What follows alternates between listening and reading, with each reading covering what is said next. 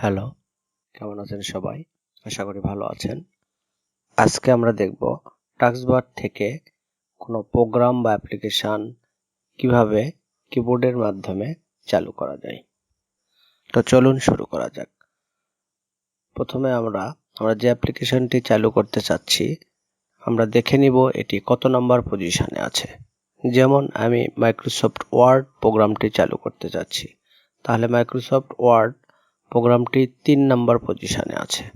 তো এই প্রোগ্রামটি চালু করতে হলে উইন্ডোজ কে হোল্ড করে আমরা 3 প্রেস করব, তাহলে দেখবেন মাইক্রোসফট ওয়ার্ড চালু হয়ে গিয়েছে। এরপর আমরা ফায়ারফক্স চালু করতে যাচ্ছি। তো ফায়ারফক্স আছে 5 নম্বর পজিশনে। এই জন্য আমরা উইন্ডোজ কি হোল্ড করে কিবোর্ড থেকে 5 প্রেস করব, তো দেখবেন ফায়ারফক্স রান হয়ে গিয়েছে। তো এইভাবে আমরা পজিশন ওয়াইজ আমাদের টাস্কবারের যে কোনো অ্যাপ্লিকেশনকে খুব সহজেই চালু করতে পারবো। ধন্যবাদ।